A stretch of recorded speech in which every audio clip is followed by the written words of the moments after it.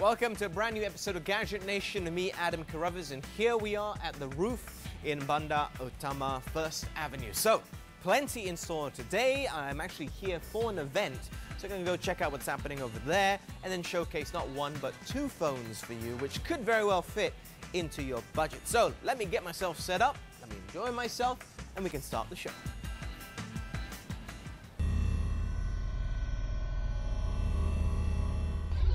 Sony Mobile revealed the world's first 4K smartphone at IFA Berlin 2015, the Sony Xperia Z5. Sporting a Qualcomm Snapdragon 810 processor inside, up to 32GB of internal storage, expandable by microSD, high-res audio chips, and up to 2 days of battery life, making it the most advanced Xperia up to date. Apple has introduced the best iPod Touch yet and unveiled a new lineup of colors for all iPod models, including space gray, silver, gold, pink, and blue. The ultra-portable iPod Touch features a new 8-megapixel iSight camera for beautiful photos, an improved FaceTime HD camera for even better selfies, the Apple-designed A8 chip with 10 times faster graphics performance for a more immersive gaming experience, and even better fitness tracking with the M8 Motion coprocessor. Huawei has unveiled the much-anticipated Huawei Mate S at the ongoing IFA Berlin 2015. Building on the revolutionary Huawei Mate 7 smartphone, the Huawei Mate S features a full metal chassis, a 5.5-inch AMOLED FHD screen with 2.5D Gorilla Glass, and side edges that are just 2.65mm. The phone's archback fits perfectly into the palm of a hand, while its curved surface features solid pressure and weight, making the phone easier and more comfortable to hold. So why am I at the roof? Well, simple reason. There's an event from Alcatel, and well, we thought, of course, we're going to take a look at the phone which they are showcasing here today, but we want to do things a little bit different, so we brought another brand, another phone which is operating more on a budget, but both offering something rather similar, dual SIM card concept, and not too big a phone, not too small either. So what are they both rocking? How are they both? Well, let's find out. Very exciting. What we have here, two phones as a matter of fact. One, as you can see, from Alcatel, which is here to my left, and the other one from Sony, which is to the right. Now, we're going to focus firstly on the Sony, so let me swap that around. As you can see right here, the Xperia M4 Aqua Dual. Now, take note of what I just said, the Aqua Dual. Aqua means water. So, you can probably guess this is a waterproof phone, and really, in my opinion, Sony have stepped it up even further in terms of how easy it is to go into water with this. I mean, if you remember in the past there were flaps, etc. Well, that's kind of gone and done with this phone. I'll show you later.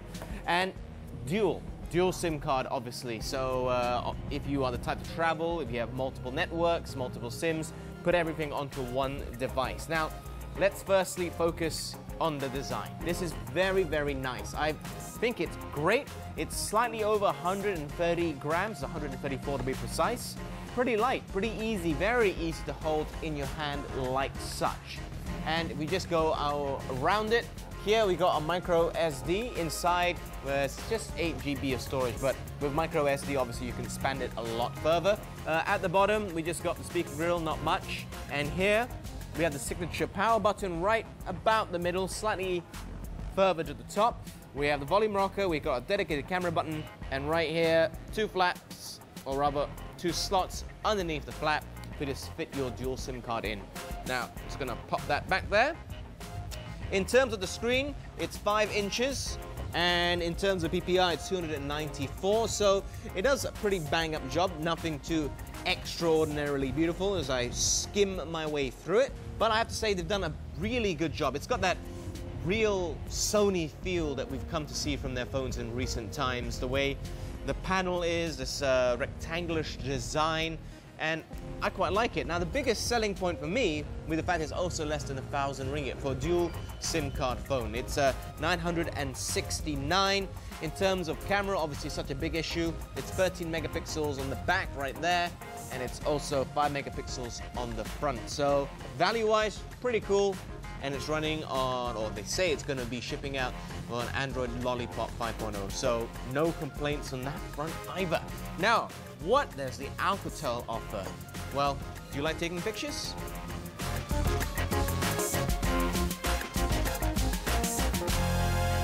What I'm holding here is the Alcatel Onetouch Flash Plus, and it's very nifty. Some of the similarities between the two would be that this is also a dual SIM card phone, so obviously same applicable synopsis which I gave for the Sony. If you're traveling a lot or if you got two numbers, etc., bang it all onto one device right here. They're both octa-core 64-bit, although the Sony is actually using Snapdragon, this is not, but that's pretty much where the similarities stop. I mean, apart from the screen size, obviously, you can probably tell it's roughly around the same. However, this is rather nifty. I quite enjoy using it, firstly because of the price point. It's going to be 549 ringgit, so that's a good couple of hundred ringgit cheaper than the Sony. Now, in terms of the screen, not quite as nice as a Sony, but you have to factor in the price point. I mean, 720 pretty much, and it does an all right job. I mean, if you're really a stickler for full HD, might be an issue for you, it might not entirely certain, but again, completely subjective, although you will find it lacking if you're going to compare it to like really crystal clear full HD screens. Now, the Flash name in it is not for the TV show The Flash, the comic book character, it's because of the camera itself, because on the back here, 13 megapixels, that's another similarity it has with the Sony. The aperture is 2.2, so in low light conditions it isn't the greatest, but it does do a pretty good job. However, the front has an 8 megapixel camera right up there at the top, so if you're really into taking your selfies, it should be able to do a pretty nifty job if you ask me. Everything else about it, the screen itself is pretty cool. Again, I think it feels very nice. Ignoring the fact it's not full HD, it does transition very, very smoothly. And just to take a quick look around it as well, at the top we got the headphone jack. At the side, we can see right here, unlike the Sony, which has both SIM cards in one slot, one flap covering it, we got SIM 1 here, we got a micro SD slot here, just like the Sony as well. We got obviously the power point here, USB point, and here we can see the SIM 2 volume rocker and also the power button. So there we have the Alcatel Onetouch Flash. Pretty cool, very good front-facing camera. That's the biggest selling point along with its price tag. But how do these two stack up against each other?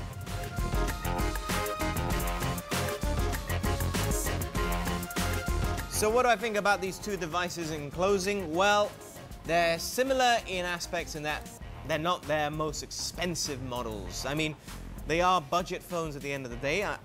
This is less than 1,000 ringgit, the Sony in my right hand, and the Alcatel here in my left hand. Well, you could actually get it for less than 500 ringgit. I mean, the Alcatel is almost half the price of the Sony. So in terms of value, the Alcatel will give you plenty, particularly if you like selfies. And I haven't even touched on the fact that the battery life is fantastic, 3,500 mAh. Plus the fact that it's running a 720 screen basically means it's using less power. So you should be able to get by a day, 2 days, not a problem. And I mean, the PPI may be less than the Sony, but the Sony is pretty nifty as well, and it's using about 2,500 mAh battery, and they're saying you can get a full 2 days out of this as well. So in terms of being on the go, if you're traveling or something, great devices. And if you're at the office for long hours also, you don't have to worry about charging your device. Just the value, the price alone has sold me on the phones. You have no complaints really. It gives you everything you want. They're dual SIM card phones, and they're both rather smashing in their respective categories. One being a 5.5 inch, another one 5 inch, so it's also very comfortable in your hands. They're both light, and there's a lot to love. So hats off to Sony, particularly if you like going on the water, and to Alcatel, particularly if you like selfies.